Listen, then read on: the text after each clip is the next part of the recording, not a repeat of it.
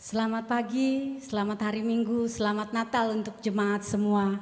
Saat ini kita mau memulai ibadah hari ini, Minggu. Saat ini kita mau menyembah Tuhan, kita mau masuk hadirat Tuhan, kita mau katakan kasih yang terindah telah aku terima dari Tuhan. Karena Dia telah lahir untuk menebus dosa kita. Dia adalah Yesus, Juru Selamat kita. Kita mau katakan kasih yang terindah.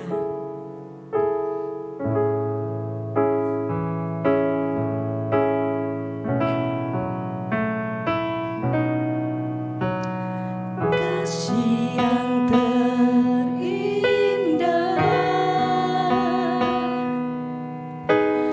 telah ku terima. Kasih yang terbesar darimu Yesus. Kasih yang terbesar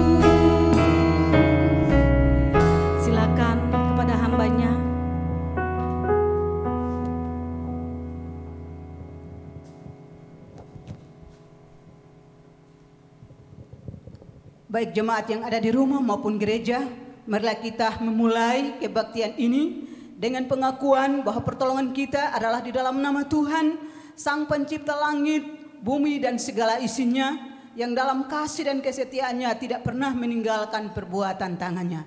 Turunlah atas saudara anugerah dan sejahtera di dalam nama Allah Bapa, Putra dan Roh Kudus. Amin. Mulia bagi Bapa.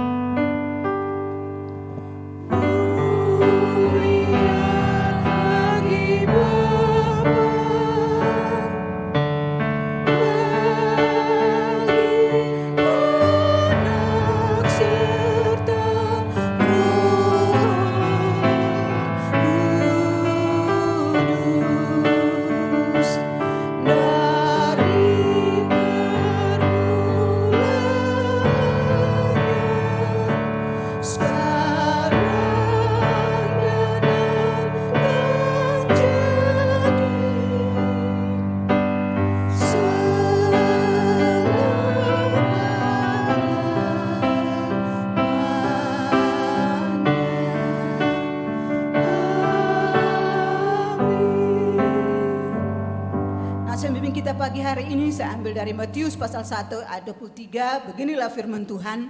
Sesungguhnya anak darah itu akan mengandung dan melahirkan seorang anak laki-laki, dan mereka akan menamakan dia Immanuel. Amin.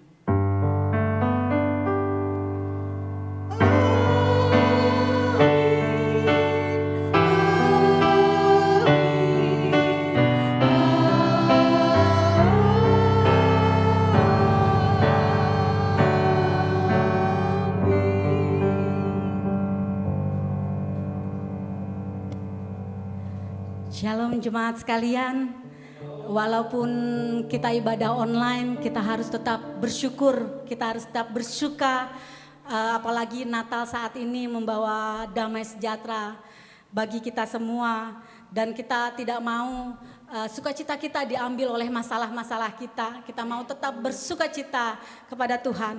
Kita mau katakan rayakan Yesus, rayakan. Mari bangkit berdiri jemaat sekalian. Kita mau rayakan Yesus, rayakan. Kita mau memuji nama Tuhan.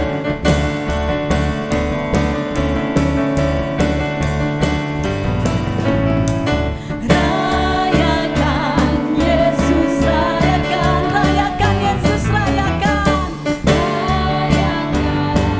Oh haleluya, rayakan Yesus, rayakan. Yesus, rayakan.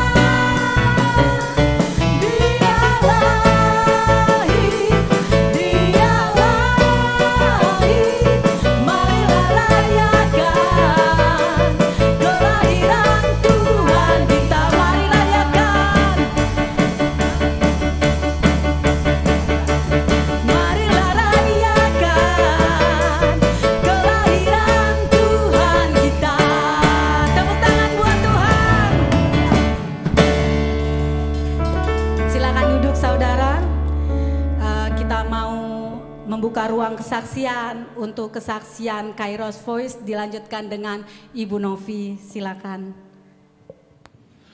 Hari yang indah dan mulia ketika Yesus datang, Dia juru selamat kita, sungguh besar kasih-Nya.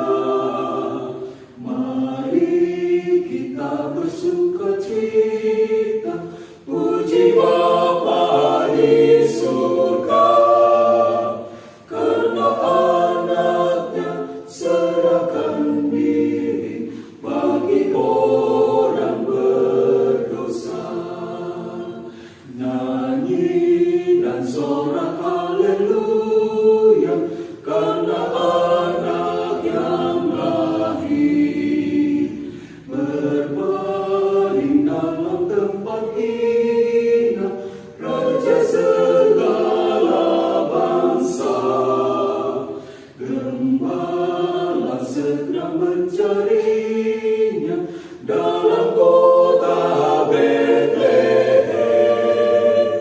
Tunduklah dan sujud sembah Dia dengan kagum dan hormat. Hai malaikat dari surga turun ke bumi, bersama orang percaya puji dan nyanyi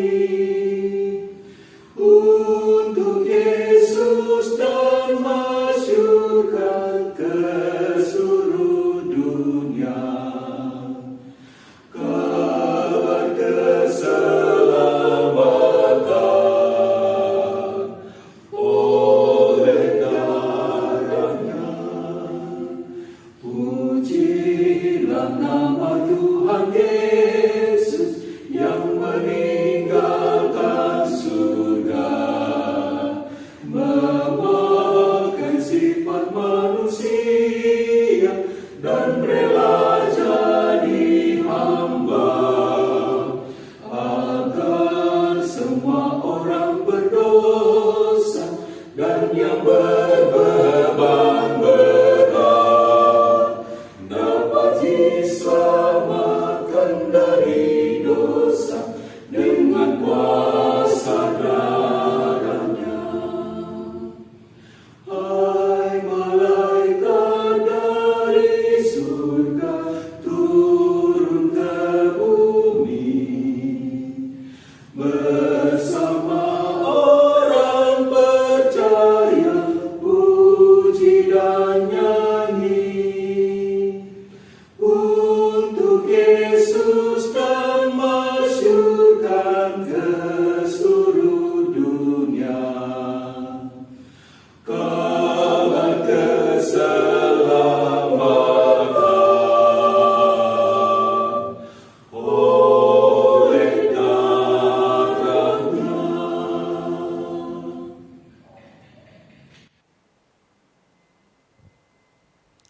Shalom Bapak Ibu Saudara yang dikasihi Tuhan.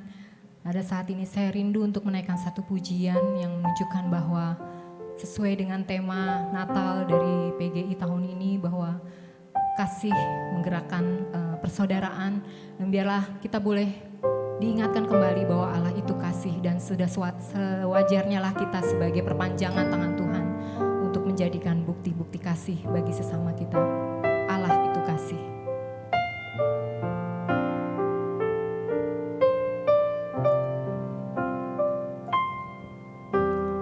Namamu selalu ku sebutkan di dalam doaku, dengan penuh penyembahan.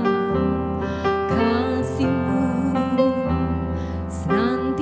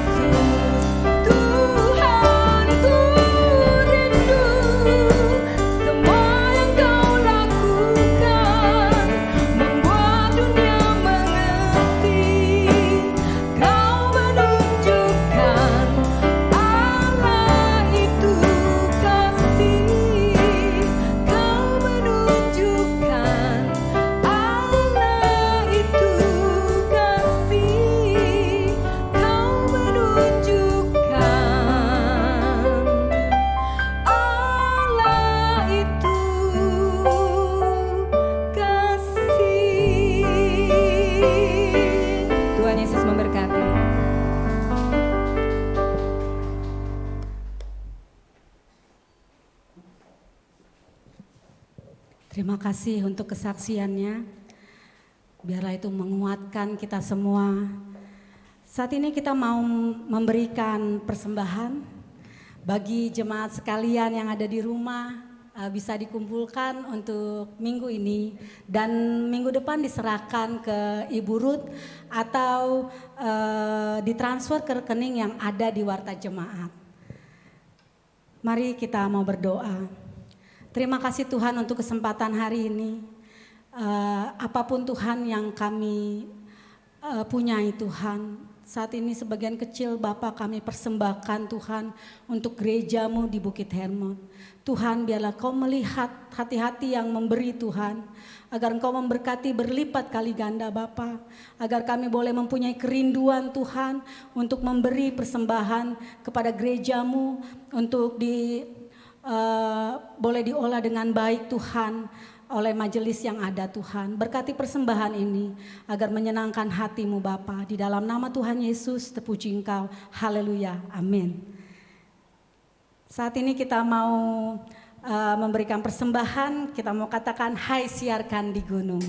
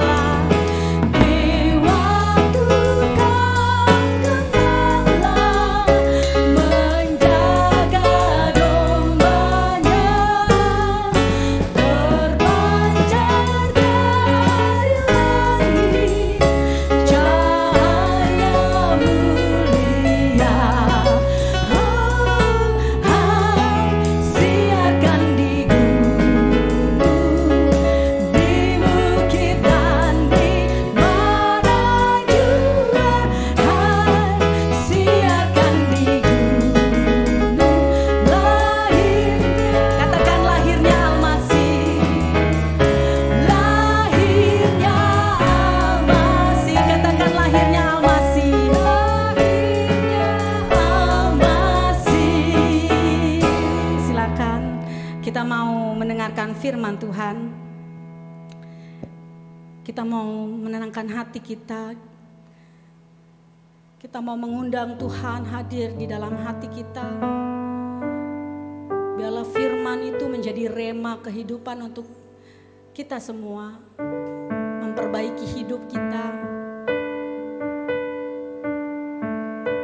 Kita mau katakan, Kau Bapa yang mengasihiku, Kau segalanya untuk kami Tuhan. Biarlah hati kami rindu Tuhan untuk mendengar firman-Mu. Haleluya Tuhan.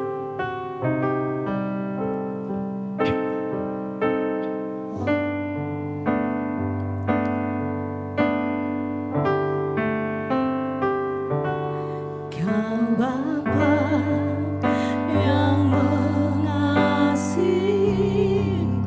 amin Yesus, kuasa-Mu, haleluya, memulihkan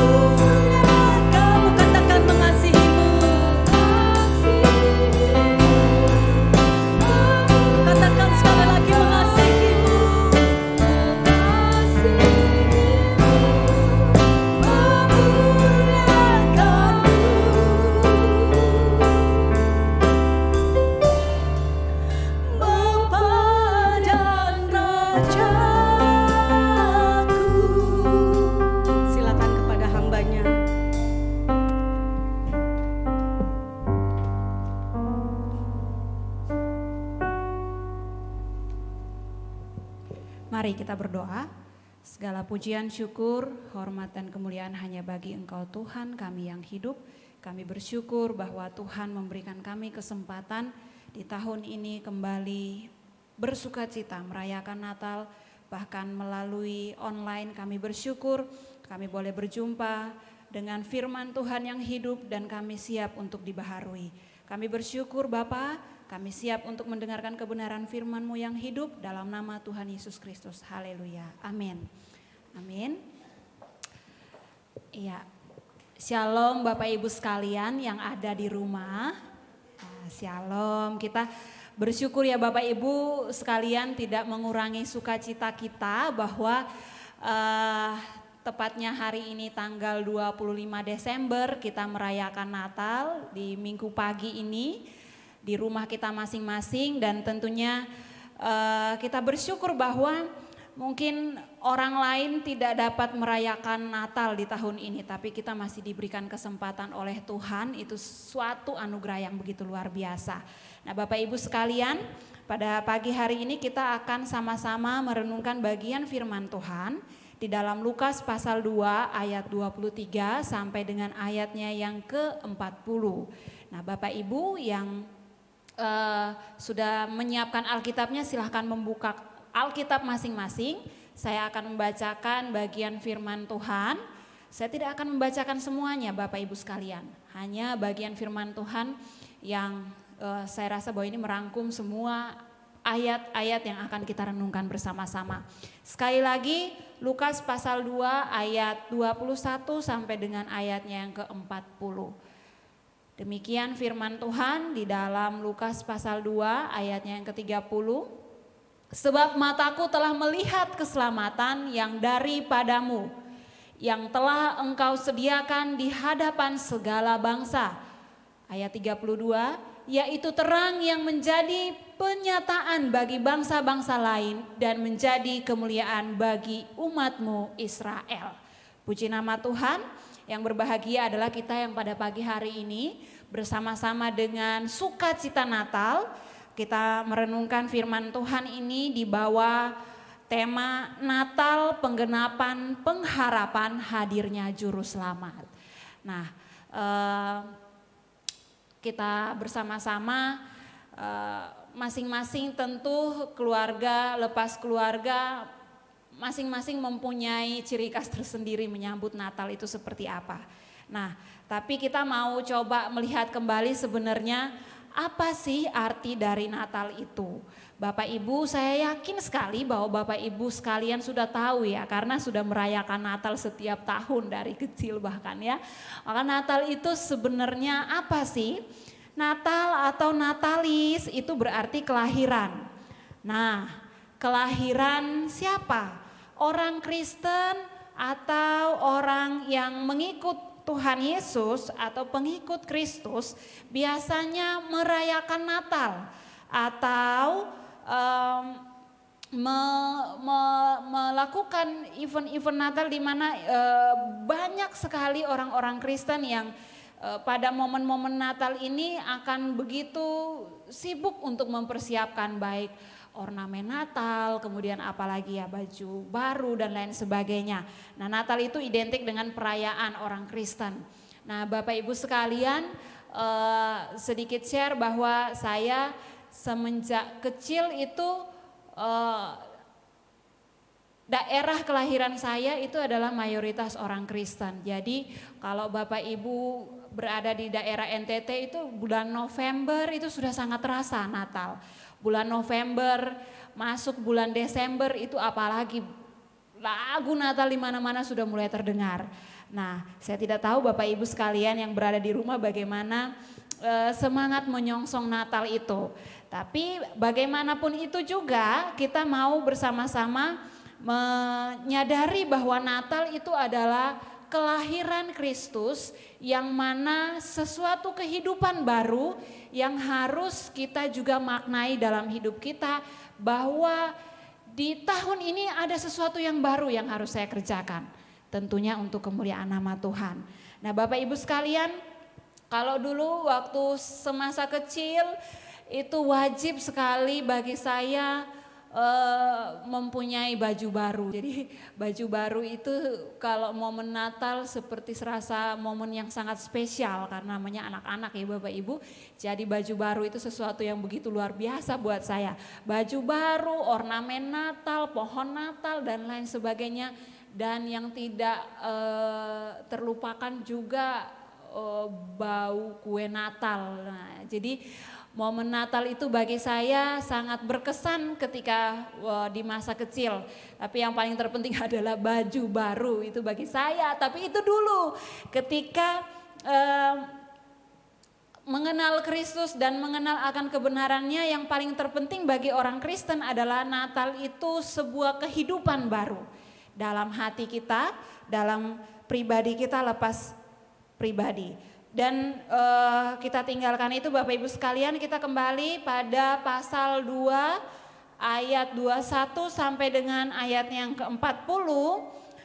Kita mau lihat bahwa melalui kelahiran Yesus Kristus ini ternyata ada fakta-fakta yang luar biasa ternyata. Kita akan melihat bahwa fakta yang berkaitan dengan kelahiran Tuhan Yesus. Yang pertama adalah kelahiran atau kedatangannya itu dalam tradisi hukum Taurat. Nah, kita akan lihat bersama-sama nih Bapak Ibu. Kalau waktu itu kita berandai-andai Tuhan Yesus lahirnya di tengah-tengah orang Jawa atau orang Batak, orang Jawa, pasti yang akan ditonjolkan oleh Injil Lukas ini adalah tradisi orang Jawa. Bagaimana bayi setelah lahir itu ada apa namanya, kalau orang Jawa mah enggak ya Bu Novia. Kalau orang Jawa tuh bayi habis lahir tuh ada potong rambut, enggak ya, dikasih masuk di dalam kurungan seperti itu ya. Nah itu tradisi orang Jawa, lain lagi orang Batak seperti itu. Nah bayi baru lahir itu tradisinya seperti itu. Nah kita berandai-andai kalau seandainya Tuhan Yesus lahir di tengah-tengah suku Jawa atau suku Batak mungkin seperti itu. Nah tapi yang akan kita lihat bersama-sama di sini faktanya adalah Tuhan Yesus lahir dalam tradisi hukum Taurat. Karena mama dan bapaknya secara jasmani Maria dan Yusuf itu adalah orang Yahudi. Nah maka kita lihat slide berikutnya. Dikatakan bahwa yang pertama faktanya adalah Tuhan Yesus itu disunat pada hari yang ke-8. Bapak Ibu perhatikan ayat Lukas pasal 2 yang sudah kita bacakan tadi ayat 21. Dikatakan dan ketika genap 8 hari dan ia harus disunatkan, ia diberi nama Yesus, yaitu nama yang disebut oleh malaikat sebelum ia dikandung ibunya. Jadi Tuhan Yesus itu disunat pada hari yang ke-8. Nah sunat itu sendiri Bapak Ibu sekalian merupakan tanda perjanjian antara Allah dan manusia. Jadi itu bukan sekedar tradisi biasa, bukan sekedar acara di mana anaknya sudah melaksanakan sunat kemudian terlepas dari itu tidak ada suatu makna yang mendalam, tidak.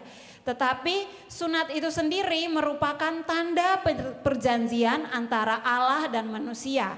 Itu terdapat dalam Kejadian pasal 17 ayat 11 sampai 12. Bapak Ibu boleh nanti bacakan di rumah.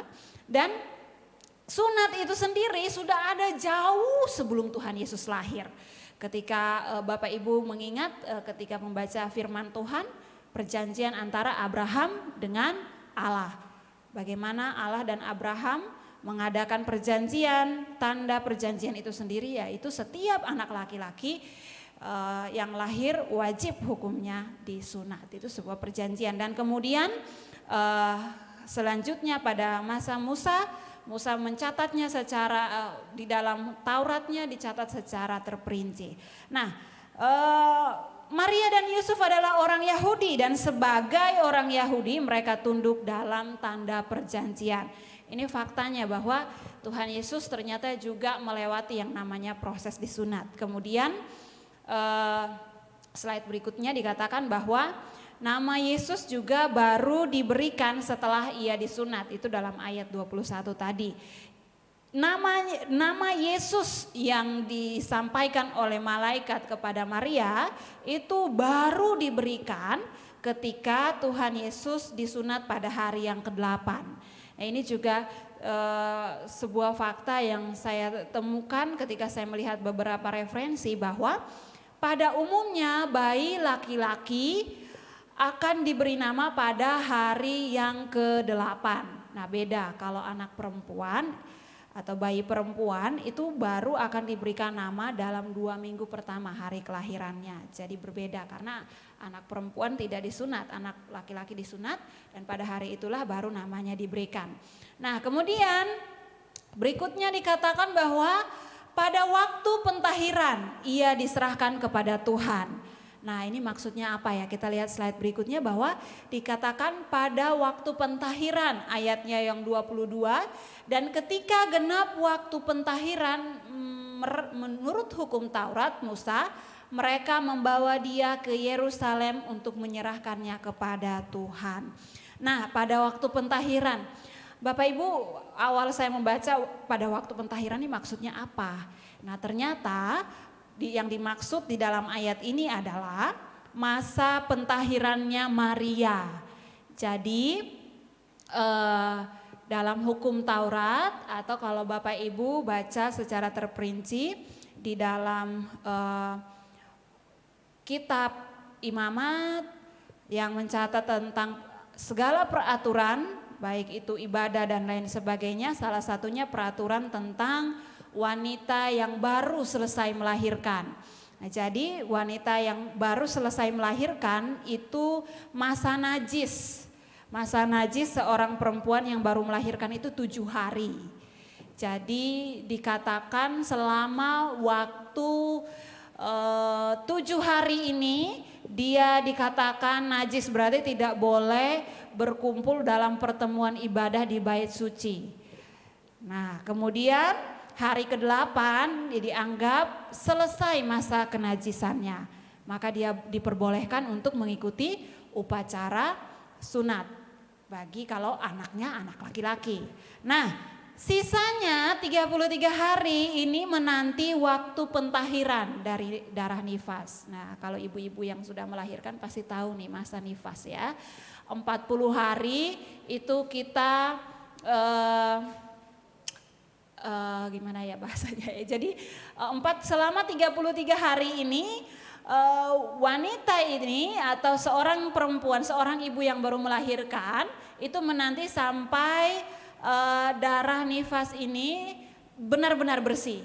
Nah, baru genaplah 40 hari diperbolehkan untuk datang ke bait Allah, kemudian sekaligus penyerahan anak. Kalau GKMI kan bilangnya penyerahan anak kan ya, penyerahan anak. Jadi mungkin ini sebagai dasar GKMI mengambil dasar firman Tuhan, kita mengadakan penyerahan anak. Nah, Tuhan Yesus pun demikian. Maka sekaligus waktu pentahiran, jadi Maria menghadap imam, menyatakan dirinya sudah bersih dari masa nifas, kemudian sekaligus menyerahkan anaknya kepada Allah. Ya, kalau kita GKMI kenalnya penyerahan anak seperti itu. Nah, dan hukum Taurat mencatat peraturan dari penyerahan anak ini biasanya mempersembahkan domba bagi yang mampu, tetapi bagi yang tidak mampu mempersembahkan sepasang burung tekukur atau merpati. Dan firman Tuhan menerangkan di dalam bagian ayatnya yang ke-24 dikatakan bahwa Maria dan Yusuf ini mempersembahkan sepasang burung tekukur atau 2 ekor anak burung merpati. Jadi kita bisa membayangkan Bapak Ibu bahwa ternyata Maria dan Yusuf ini berasal dari keluarga yang sederhana. Karena itu jelas firman Tuhan dalam hukum Taurat dijelaskan bahwa bagi keluarga yang mampu silahkan mempersembahkan kambing domba dan lain sebagainya. Bagi yang tidak mampu cukup burung merpati. Nah, berikutnya kita melihat bahwa ini membuktikan faktanya kelahiran Tuhan Yesus ke dunia ini tidak sama sekali menghilangkan hukum Taurat yang sudah diperintahkan oleh Allah melalui Musa. Nah, dan di bagian Injil juga Tuhan Yesus katakan bahwa aku datang bukan untuk meniadakan hukum Taurat, tetapi justru untuk menggenapi hukum Taurat itu. Maka dari kelahirannya, bahkan setelah kelahirannya, orang tuanya taat dan membawa dia di dalam ketaatan kepada Taurat atau hukum yang telah diberikan oleh Tuhan jauh sebelum kedatangannya. Jadi kita sama-sama belajar Bapak Ibu sekalian bahwa kelahiran Tuhan Yesus, kedatangannya ke dunia ini bukan berarti meniadakan hukum Taurat yang sudah diperintahkan jauh sebelum kelahirannya. Dan kemudian kita melihat lagi yang kedua, fakta yang kedua bahwa Yesus itu adalah kegenapan dari janji keselamatan. Kita lihat bahwa saksi hidup itu ayat 25 sampai ayat 35 adalah seorang yang bernama Simeon. Alkitab mencatat seperti itu Bapak Ibu. Adalah seorang yang bernama Simeon, dia berada di Yerusalem. Dia ini bukan sembarang orang. Kalau hidupnya kacau balau, hidupnya suka membuat orang lain kesel ya. Jadi ketika dia berbicara tentang juru selamat atau Mesias, pasti orang tidak akan percaya. Tapi Alkitab mencatat Bapak Ibu sekalian bahwa dia ini adalah seorang yang benar dan saleh. Adalah di Yerusalem seorang bernama Simeon, ia seorang yang benar dan saleh yang menantikan penghiburan bagi Israel. Roh Kudus ada di atasnya. Jadi lebih lengkap lagi dikatakan bahwa dia sudah benar, dia adalah orang yang benar, dia adalah orang yang saleh. Dan hidupnya dipimpin oleh Roh Kudus. Roh Kudus ada di atasnya, maksudnya hidupnya dipimpin oleh Roh Kudus. Maka kita sama-sama sepakat Bapak Ibu bahwa pernyataan Roh Kudus bahwa Simeon tidak akan mati sebelum melihat Mesias itu adalah benar adanya. Nubuatan kepada Simeon bahwa Simeon ini tidak akan mati sebelum dia melihat Mesias. Dan kemudian fakta yang menariknya bahwa ketika dia berjumpa dengan bayi Yesus Kristus ini di bait Allah, Alkitab mencatat bahwa itu bukan atas dasar kemauannya, tetapi dia dipimpin oleh Roh Kudus. Kemudian dia berjumpa dengan bayi Yesus Kristus dan dia melihat sesungguhnya ini adalah Mesias yang dijanjikan bagi bangsa Israel. Penantian yang begitu panjang Bapak Ibu sekalian, penantian yang begitu panjang menantikan kebebasan bagi bangsa Israel. Pengharapan itu sungguh sudah nyata ketika mereka melihat bahwa Mesias itu lahir. Dan kita melihat bahwa pernyataan pujian Simeon dalam ayat 29 sampai 32 dikatakan bahwa sekarang Tuhan biarkanlah hamba-Mu ini pergi dalam damai sejahtera sesuai dengan firman-Mu. Lalu bahasa sehari-hari mungkin dia bilang, Tuhan saya sudah siap kalau dipanggil Tuhan hari ini. Sebab saya sudah melihat bahwa damai sejahtera itu sudah turun atas bangsa ini. Yaitu melalui kelahiran Yesus Kristus. Sebab mataku telah melihat keselamatan yang daripadamu, yang telah engkau sediakan di hadapan segala bangsa. Yaitu terang yang menjadi pernyataan bagi bangsa-bangsa lain dan menjadi kemuliaan bagi umatmu Israel. Ayat 32 ini ternyata Bapak Ibu, coba kalau Bapak Ibu sekarang sedang membuka Alkitab, kalau di HP mungkin tidak ada Bapak Ibu, tapi kalau di Alkitab ini ada. Kalau kita lihat biasanya di Alkitab bagian yang paling bawah itu ada keterangan tulisan angka-angka kecil, kemudian ada tulisan imamat, keluaran, dan saya mengutip di sini Lukas pasal 2 ayat 32. Ayat 32 yang sudah saya bacakan yaitu terang yang menjadi pernyataan bagi bangsa-bangsa lain dan lain sebagainya. Itu merupakan kutipan dari Yesaya pasal 42 ayat 6. Nah, kalau Bapak Ibu buka Alkitab ya, di situ Di situ dicatat bukan berarti tidak mempunyai arti Bapak Ibu, itu punya artinya bahwa pernyataan yang dikatakan Simeon ini berkaitan dengan yang disampaikan Yesaya. Berarti kita mau simpulkan apa yang dinyatakan oleh Simeon ini merupakan pernyataan nubuatan Yesaya jauh sebelum kelahiran Yesus Kristus, bahwa terang itu akan datang kepada bangsa-bangsa lain, kemudian juga menjadi kemuliaan bagi umat Israel. Nah, Simeon merupakan saksi hidup dari kedatangan Mesias. Alkitab mencatat bahwa saksi itu dinyatakan sah kalau lebih dari satu orang. Dan di sini bukan saja Simeon, Bapak Ibu sekalian. Ternyata selain Simeon yang hidupnya benar, yang setia kepada Tuhan, dipimpin oleh Roh Kudus, dia menyatakan bahwa terang itu telah datang, juga adalah seorang yang bernama Hana. Kita lihat dalam ayat 36 sampai 40. Lagi pula di situ ada seorang yang bernama Hana, dia nabi perempuan, anak Fenuel dari suku Asyer. Hana ini dari suku Asyer, dia adalah seorang nabi perempuan. Alkitab mencatat dia tidak pernah meninggalkan bait Allah, dia selalu berdoa dan selalu berpuasa, dan dia selalu setia menanti janji keselamatan itu. Dua orang ya Bapak Ibu, jadi sudah cukup menjadi saksi hidup bahwa Yesus Kristus itu adalah Mesias. Simeon, dia adalah orang yang taat, hidupnya dipimpin oleh Roh Kudus. Yang kedua, Hana juga adalah seorang nabi perempuan yang hidupnya taat dan dia tidak pernah meninggalkan bait Allah, berdoa, berpuasa, dan dia melihat bahwa tanda-tanda Mesias itu ada di dalam bayi Yesus Kristus. Dan kemudian Alkitab mencatat bahwa Hana bersaksi buat banyak orang pada saat itu. Orang-orang yang ada di bait Allah pada saat itu, Hana bersaksi buat mereka. Dia katakan bahwa kelepasan untuk Yerusalem itu nyata sudah terjadi dalam bayi Yesus Kristus. Bayi yang lahir ini akan memberikan terang bagi seluruh bangsa, bahkan kemuliaan bagi umat Israel. Bapak Ibu yang terkasih di dalam Tuhan, implikasi atau kehubungannya dengan kita apa Bapak Ibu?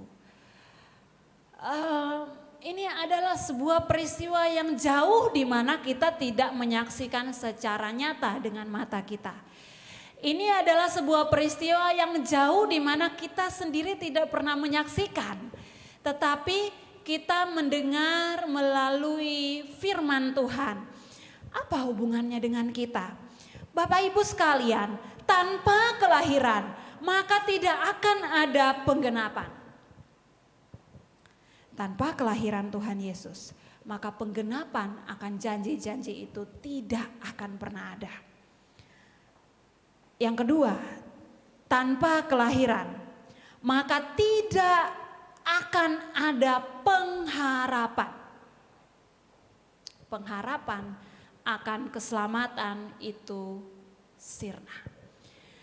Bapak Ibu sekalian, saya sedikit mengulas bahwa sejak semula manusia jatuh di dalam dosa ketika kejatuhan Adam dan Hawa, sejak semula juga bahwa manusia sudah pasti memperoleh maut.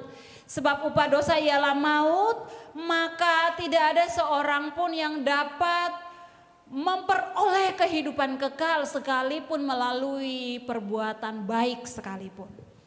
Tetapi oleh karena kemurahan Allah, karena begitu besar kasih Allah akan dunia ini, maka dia mengaruniakan anaknya bagi kita supaya ada pengharapan. Maka itu sangat berkaitan dengan kehidupan kita sekalipun di zaman yang modern ini. Tanpa kelahiran, tanpa Natal, tanpa kelahiran juru selamat, maka tidak ada pengharapan. Setiap orang berlomba-lomba berbuat baik boleh, tetapi perbuatan baik tidak cukup untuk membawa kita kepada keselamatan. Melalui kelahiran, pengharapan akan keselamatan itu diperoleh. Tanpa kelahiran hanya ada kematian kekal. Bapak Ibu sekalian, kalau kita menyadari bahwa setiap tahun kita merayakan Natal. Yuk kita sama-sama Bapak Ibu, kita bersama-sama pada ibadah minggu di tanggal 26 Desember ini kita sama-sama dengan keluarga kita merenungkan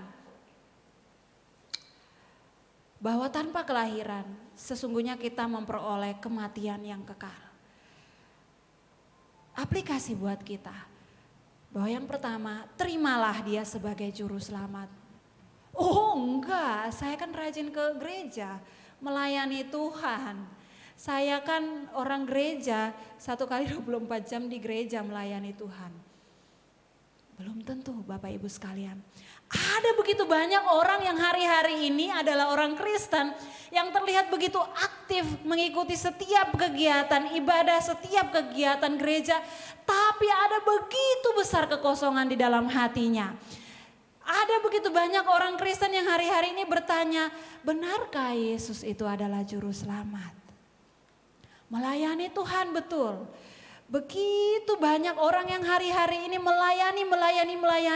Tetapi ketika menghadapi masalah dia bertanya, betulkah bahwa dia adalah juru selamat? Maka di momen Natal yang berbahagia ini kita mau sama-sama renungkan dengan keluarga kita. Sudahkah saya menerima dia sebagai juru selamat pribadi saya? Ketika Bapak Ibu sekalian merenungkan ini dan bersama-sama, yuk kita berdoa bersama-sama dengan keluarga kecil kita menerima dia sebagai Tuhan dan Juru Selamat. Tanamkan dalam diri kita masing-masing bahwa aku adalah milik Kristus, aku berharga. Ada begitu banyak orang Bapak Ibu sekalian bahwa ketika menghadapi masalah kehidupan ada yang menganggap bahwa dirinya tidak berdaya, tidak bisa berbuat apa-apa, tidak berharga dan lain sebagainya. Di luar sana ada begitu banyak orang yang momen Natal ini justru mengadakan pesta pora. Bapak Ibu sekalian, kalau di NTT itu memang mayoritas Kristen. Tapi momen Natal adalah sekaligus juga momen pesta pora. Mabuk-mabukan, minum mabuk. Malam Natal tanggal 24 itu akan sampai pagi tanggal 25. Lupa untuk bersyukur kepada Tuhan. Jadi hidupnya tidak lagi dihargai sebagai milik Kristus.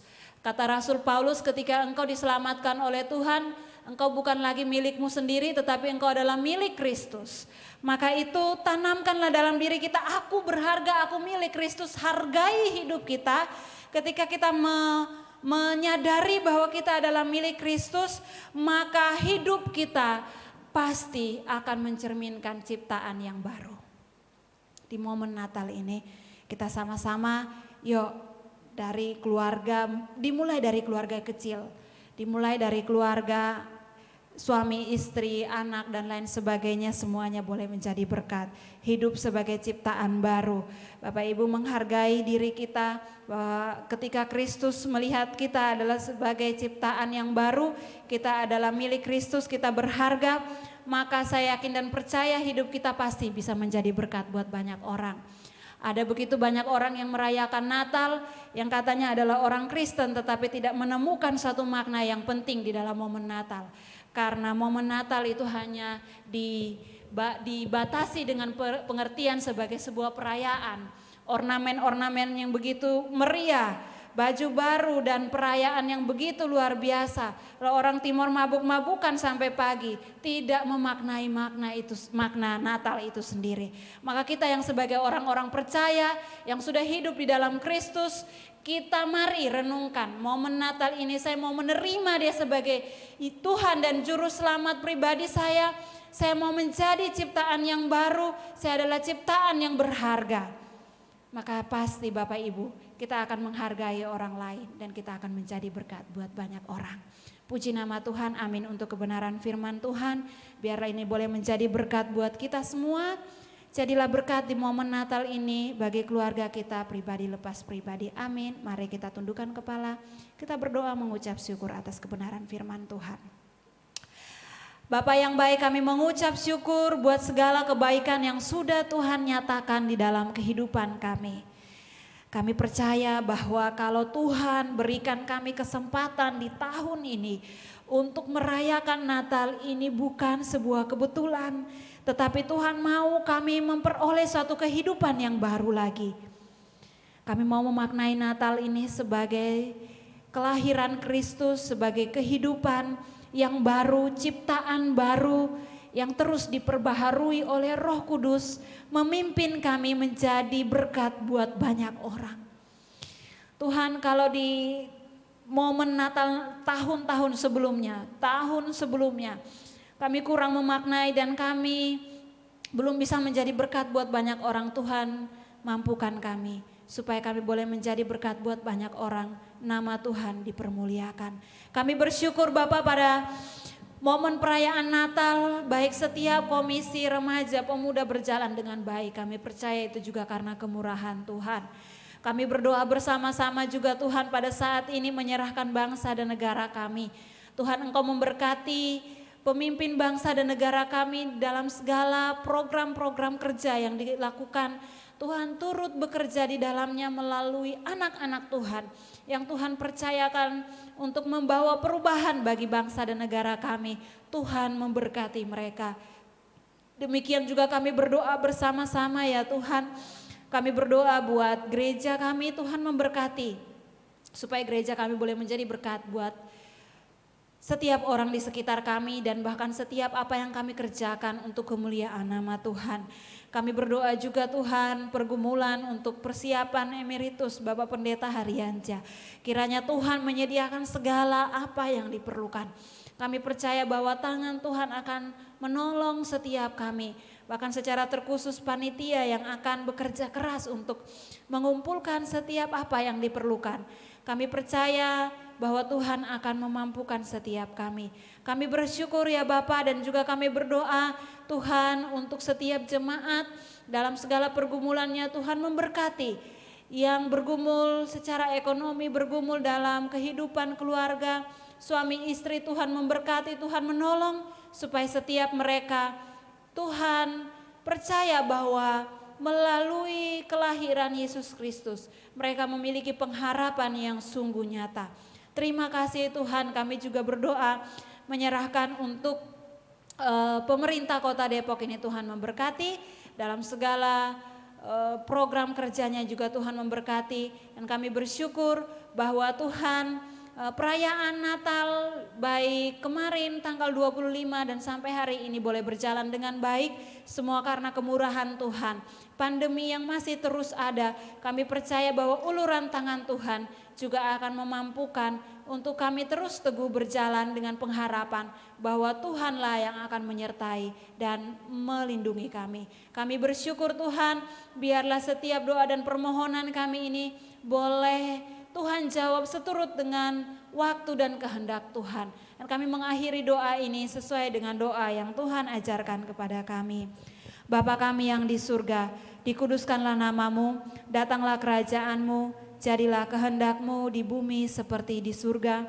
Berikanlah kami pada hari ini makanan kami yang secukupnya, dan ampunilah kami akan kesalahan kami, seperti kami juga mengampuni orang yang bersalah kepada kami. Dan janganlah membawa kami ke dalam pencobaan, tetapi lepaskanlah kami daripada yang jahat, karena Engkau yang mempunyai kerajaan dan kuasa dan kemuliaan sampai selama-lamanya. Amin. Amin.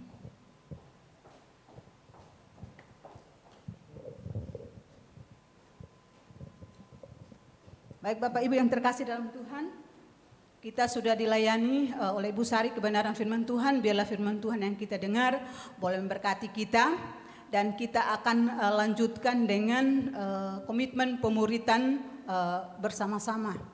Jemaat saya undang kita bangkit berdiri.